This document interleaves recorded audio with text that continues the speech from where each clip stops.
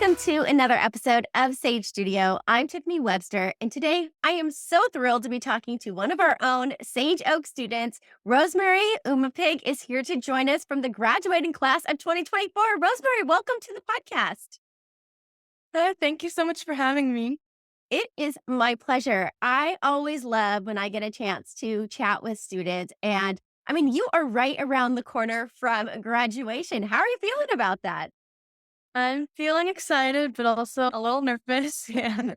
To be expected for sure. Today, we are going to be talking all about just what it's like to attend Sage Oak during those high school years, because I know that an independent study program is certainly not a pathway that all students take. So I always love when I get a chance to hear from our own students about what it's like to be in an independent study program for high schools. Tell us first a little bit about your story. When did you start attending here at Sage Oak? So I started in sixth grade, and so I've been with Sage Oak for 7 years now. It was definitely a change going from elementary school to working with my brother at home with my mom. I I will be honest, it felt a little like lonely because all my other friends going off to this new journey like middle school. But I definitely am glad I had this opportunity because I was able to do so much more than I would have. So tell me a little bit about that. As you started to get into your independent study groove a little bit, how did that loneliness shift for you? I think once I've started realizing the journey and what future I will have with school and what that'll get me into college and jobs, and all seemed really exciting and like really worth it to just really lock in and focus on that. And that made me really happy. I think that's such a good point. Okay, so now take us to what you felt has been like some of the most beneficial things with this type of program for you. I think, especially in high school, being able to take community college courses while in high school is a big plus, and I also do a lot of extracurricular activities, which I probably would not have been able to keep with. I do dance and music, and I love doing things with my brother, who is 2 years younger than me. Doing that, making friends along the way, so I definitely was not lonely meeting a lot of people. When did you start taking the concurrent enrollment classes, earning that dual credit of the high school and the college credit at the same time? I think that's one of the coolest things. When did you start doing that? Ninth grade, yeah. Beginning of high school, we started it right away. And was that your Um plan? Was that one of the reasons why you chose Sage Oaks High School program, or was that something that you just stumbled upon? Oh, no, definitely, that was the plan all along. So what was the first class that you took that was that concurrent enrollment class? The first class I took was biology. Mhm. For me, a little ninth grader, it was, like, a lot, it was very scary, but I'm grateful it was all online, and it was very fun. We had a little lab experiment, and it was super nice working through Canvas and being able to talk with my professor through emails. What did you think was the biggest payoff for doing that? The biggest payoff is that I'll be able to graduate college in 2 years. I've completed the IGETC, which allows me to not have to do their general education when I get to college. Wow, that's incredible. So you've taken enough classes that counted for both high school and college credit while you've been in high school. You're now graduating high school with 2 years of credit in college under your belt. Did I hear that right? Yes. Wow, that is incredible. No wonder why you were motivated to take on those courses, even if you were feeling a little bit nervous about it at first, because, like you said, the payoff was so big when it puts you that much further ahead. Do you encourage other students to do this? Do you think other high school students can achieve what you've achieved? Oh, definitely, yeah, I really encourage it. It seems like a lot putting with your high school courses too, but because we're able to do it online and really pace ourselves, I think it's a really great option. Yeah, I'm really glad you said that because I think that is exactly what other students would be concerned about. Okay, high school classes are already challenging enough. Like, I can't even imagine trying to do college classes on top of it. But one is you're not really doing them on top of it because it's counting for both your high school credit and your college credit. It sounds like it wasn't that much harder for you to take the college course than it was your high school classes. Is that true? That's true, yeah, I would first recommend doing, like, starting off with 1. That's what I did, I just did 1, and then as I got comfortable with it, I started adding on more challenging ones. It was very surprising doing those college courses and doing discussions. When I'd say, "Oh, I'm a freshman in high school," they'd be like super impressed. They're like, "Wow." I love that you did that because it just shows the importance of getting over that little bit of a hurdle of fear and what the outcome can be when you're willing to overcome that little bit of fear to start with, to just try something. As you said, just try with one, just start with one and see, how it goes. But really, what you found is, hey, you know what? It's not that much harder. I'm getting, to be in some nice conversations with some other people who find this kind of impressive, and that feels good. And I'm also getting ahead of the game for my Right. college plans. So that is like a triple win. That is really phenomenal that you were able to maximize that opportunity here at Sage Oak for sure. So, talk to me a little bit more about kind of the upside and the downside of being in an independent study program. So, one of the things that you mentioned was okay, maybe you took a little time to get used to working at home, but tell me, what are some of the benefits of being at home while you're doing your school and kind of being more independent? What did you like about that? But when I definitely was able to just, you know, get out of bed and do some work, like, while in my pajamas, while eating breakfast, being able to multitask and still do chores, at the house, get all those things done. That was really beneficial. Doing the extracurricular activities, pursuing that on top of a lot of the work that we're doing now. And were you able to take some of those things, like your dance classes and whatnot, like during the course of the daytime where maybe you wouldn't have if you were in a more traditional school setting? For sure, yes. But another thing is I do piano and violin, and usually if you would schedule those after school because you're in school, but because I have the freedom in my schedule, we can schedule it in the early morning. Also, doctor appointments too. We can schedule that in the morning and get those done. How do you think an independent study program has prepared you for life after high school? Do you feel like you gained any sort of extra like skill set that comes along with working in an independent study program that's made you a little bit more prepared for life after high school? Yeah, for sure. I've definitely developed a growth mindset and just being able to, push myself taking on these college courses on top of high school and my extracurricular activities, I am able to tell myself like, wow, I can actually do these things and it's not super scary and applying these to like real world scenarios and jobs. I'm really grateful Sage was able to prep me for that.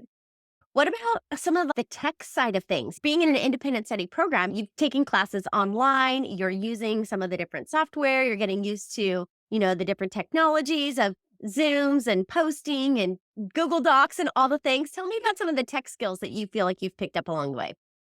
Yeah, I think for college, we're all using Canvas. And so being able to already have that knowledge and how to use it has been really beneficial for me.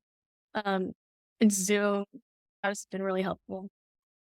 What was it like when you were getting ready to start preparing for those college applications and you were thinking about where you wanted to go next? Yeah, it was very interesting. For me, I know I've always wanted to be a detective of some sort, like Nancy Drew or Sherlock Holmes. That's always been really close to me. So growing up, I always wanted to be detective. But then I got into forensic cyber crimes, and I thought that was super interesting.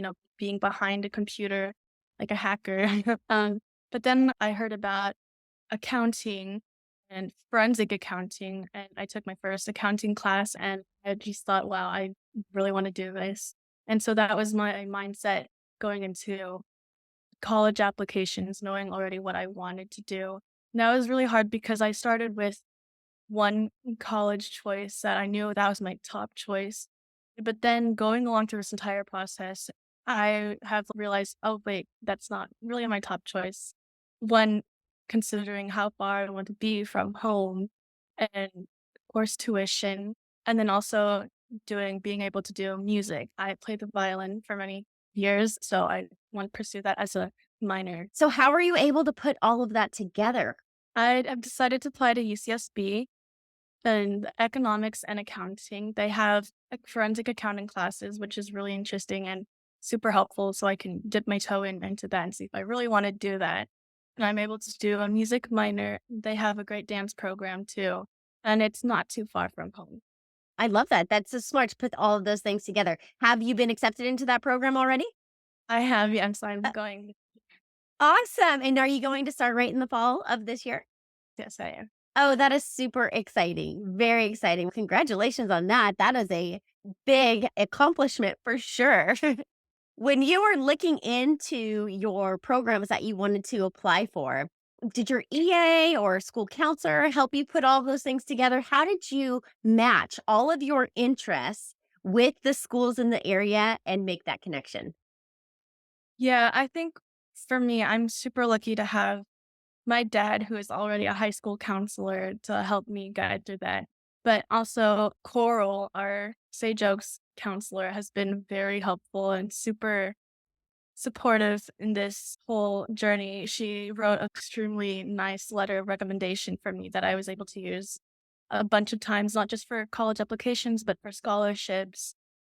So that was really, really helpful. Did she give you any tips on how to really highlight the unique background of coming from Sage Oak Independent Study when you were writing your college essays or trying to really convey to these colleges what your background was? Yeah, I definitely watched a lot of the videos and webinars that she was in, and I really tied into my background being adopted from the Philippines and how that has affected me and my life. I love that. It's so important for people to realize that their own individual stories are so unique and they really impact not only who you become as a person, but who you are as a student, the goals that you set for yourself, the passions that you develop, the career fields that you want to go into. So I'm so glad to hear that you were able to use that to your advantage here in shaping a pathway that really is unique to you. So that's a really special thing, and it sounds like you were able to take advantage of that while you were here. Tell us what you imagine life to be like in college and beyond. I am really excited going from independent study to a actual in-person university. I think that transition will be super interesting. I'm really excited for that and being able to talk to professors in person, one-on-one like that. And then being able to apply for internships and doing more like interviews and think that will be really exciting and something to look forward to. And then just hanging out with friends and living that college life. For students that are listening to this episode who are maybe on the fence about if an independent study high school program is right for them, what would your advice be? My advice would be to definitely just try it out. No, that doesn't hurt to just try it out. And I think they will benefit a whole lot being able to be in that online environment and in this high school plan, taking community college courses to get that done and out of the way. It is super rewarding reaching the end now after 4 years of being in high school. But yeah, it's definitely really rewarding. And I encourage you guys to do it too. I love that. What are your biggest takeaways from being a student here at Sage Oak? I think the most valuable thing that I'll be taking away with me just being at Sage Oak is having that growth mindset, just being in Sage Oak and having that online community and really supportive teachers and counselors to back us up and being able to grow from any environment I'm in. And what would you say was the number one thing you did to set yourself up for success?